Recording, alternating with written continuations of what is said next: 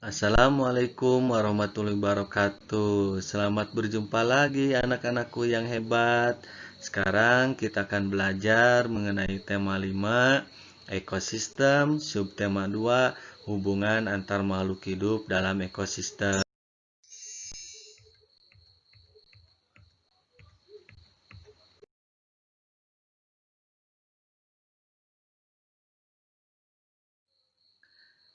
Komponen ekosistem berdasarkan habitatnya. Di sini ada 4 ekosistem berdasarkan habitatnya. Ada ekosistem hutan hujan, ada ekosistem padang rumput, ada juga ekosistem gurun. Selain itu juga anak-anakku yang hebat, coba perhatikan di sini ada ekosistem di antaranya pegunungan dan sungai, yaitu ekosistem sungai. Terdapat ada elang, ada angsa, ada ikan, dan juga bebek yang satu sama lain saling membutuhkan atau saling ketergantungan, baik dalam cuaca, tempat, maupun kebutuhan satu sama lain antara hewan dan pepohonan. Banyak sekali terjadi dalam kegiatan ekosistem pada hewan di sini, yaitu dalam ekosistem hutan hujan juga anak-anakku yang hebat terdapat banyak sekali beraneka ragam jenisnya flora dan fauna. Di antaranya ada hewan apa saja anak-anakku?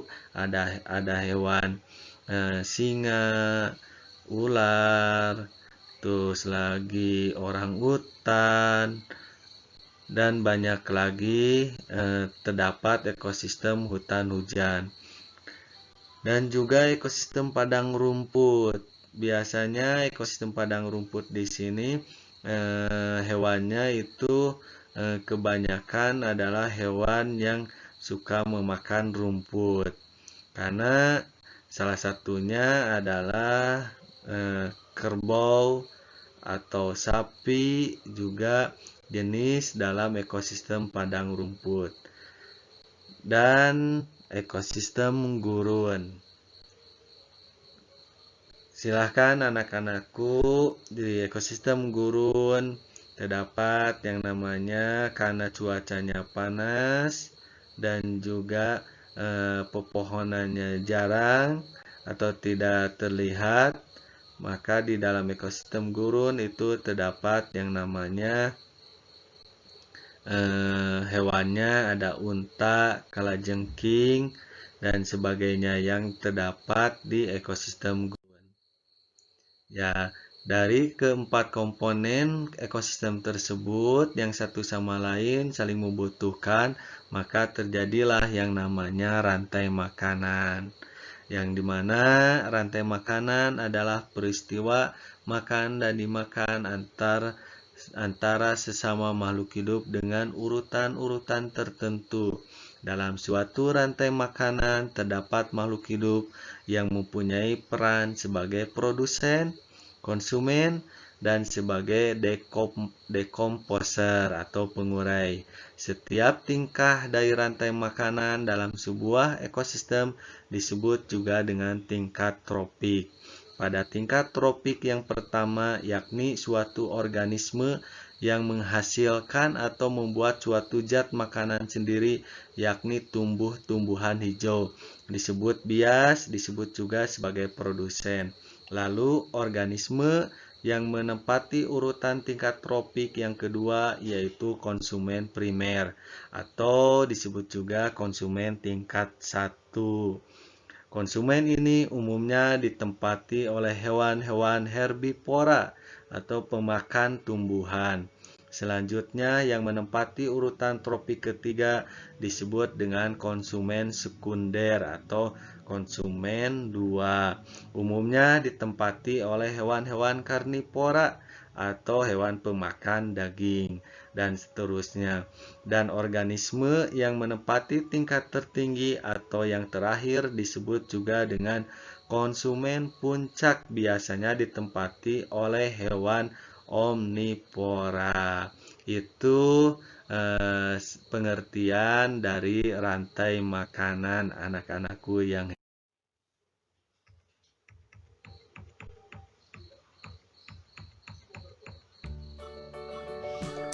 supaya lebih jelasnya, silakan anak-anakku yang hebat, supaya dimengerti, silakan saksikan dan amati video tersebut. Yuk kita kenali rantai makanan pada suatu ekosistem. Rantai makanan merupakan perjalanan makan dan dimakan dengan urutan tertentu antar makhluk hidup. Contohnya pada ekosistem sawah. Padi dimakan tikus dimakan ular dimakan burung elang.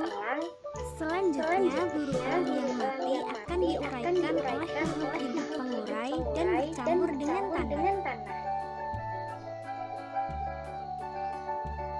Urutan rantai makanan akan berjalan seimbang dan lancar jika seluruh komponen tersebut ada. Sudah tahu kan rantai makanan ekosistem? Sampai jumpa.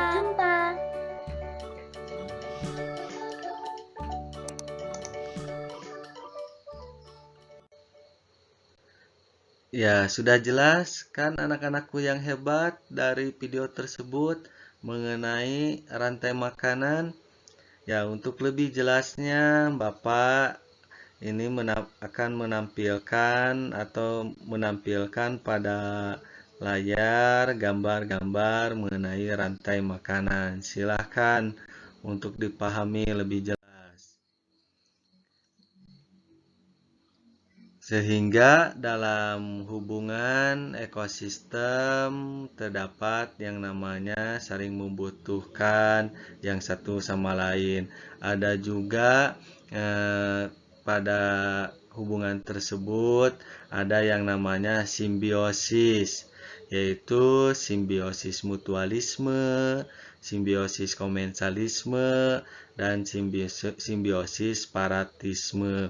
Untuk lebih jelasnya, silakan anak-anakku yang hebat lihat video tersebut.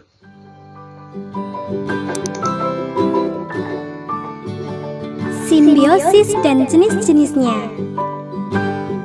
Apa itu simbiosis? Simbiosis merupakan hubungan dua makhluk yang berbeda dan sangat erat kaitannya. Lalu, apa saja ya jenis-jenisnya? Simbiosis mutualisme merupakan hubungan antara dua makhluk hidup yang saling menguntungkan. Contohnya, burung jalak dan kerbau. Kerbau mendapatkan keuntungan karena kutunya berkurang dan burung jalak mendapatkan makanan. Simbiosis komensalisme merupakan hubungan antara dua makhluk hidup di mana yang satu diuntungkan sedangkan makhluk hidup yang lainnya tidak dirugikan. Contohnya, tumbuhan anggrek dan pohon yang ditumpanginya. Tumbuhan anggrek diuntungkan karena dapat menumpang hidup pada pohon, dan selama menumpang, anggrek pun tidak merugikan pohon. Simbiosis parasitisme merupakan hubungan antara dua makhluk hidup yang satu diuntungkan sedangkan makhluk hidup yang lainnya dirugikan. Contohnya, pohon mangga yang ditumbuhi benalu. Benalu dapat hidup subur karena menghisap zat makanan dari pohon mangga, sehingga lama-lama pohon mangga menjadi kurus dan bisa mati. Apa saja tadi macam-macam simbiosis? Simbiosis mutualisme, simbiosis komensalisme, dan simbiosis parasitisme. Selamat belajar!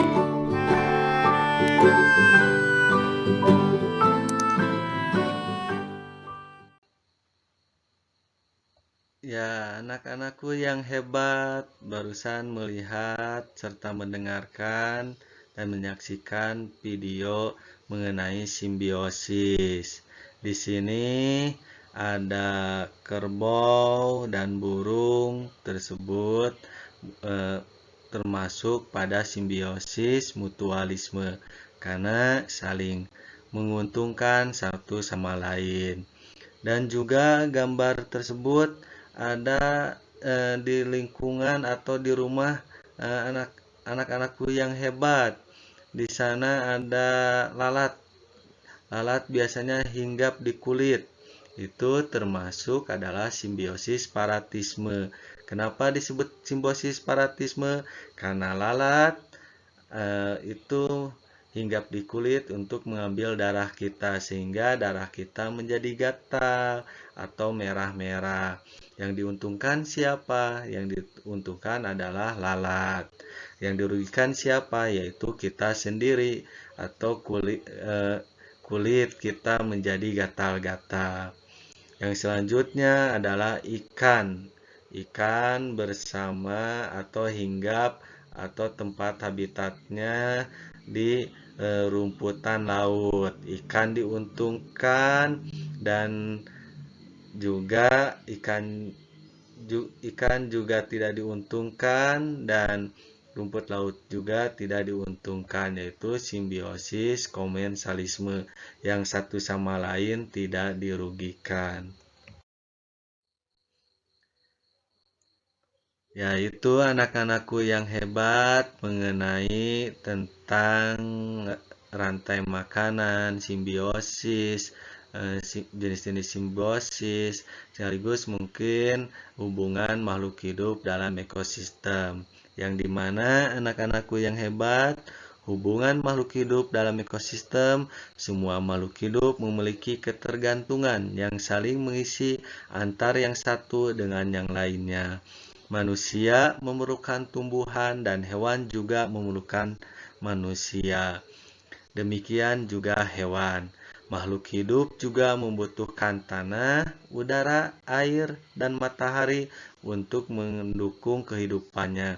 Di sekeliling kita dijumpai banyak bentuk saling ketergantungan antara manusia, hewan, dan tumbuhan juga dengan komponen tak hidup lain.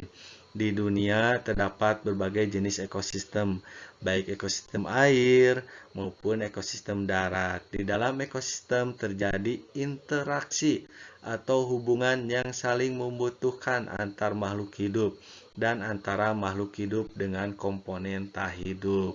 Sehingga dalam hubungan makhluk hidup dalam ekosistem itu yang sudah Bapak ceritakan kepada anak-anakku yang hebat, memiliki yang namanya kalimat utama. Apa kalimat utamanya? Yaitu semua makhluk hidup memiliki ketergantungan yang saling mengisi antar yang satu dengan yang lainnya. Begitu juga kita sebagai manusia yang satu sama lain saling membutuhkan dan saling ketergantungan. Maka kita harus jaga saling menghormati dan menghargai. Kita harus jaga persaudaraan. Itu anak-anakku yang hebat mengenai ekosistem, hubungan antar makhluk hidup dalam ekosistem, supaya kita cinta dan mencintai terhadap daerah lain yang satu sama lain saling ketergantungan, dan juga kita merasakan bahwa daerah lain juga memiliki perbedaan, tetapi kita harus tetap menghargainya dan harus kita menghormatinya.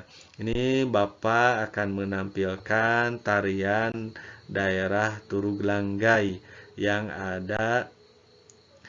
ada di daerah Mentawai, supaya anak-anakku yang hebat bisa menghargainya, menghormatinya, serta mencintainya, bahwa di negara kita ini memiliki perbedaan suku dan bangsa, agama, itu satu sama lain kita harus menjaga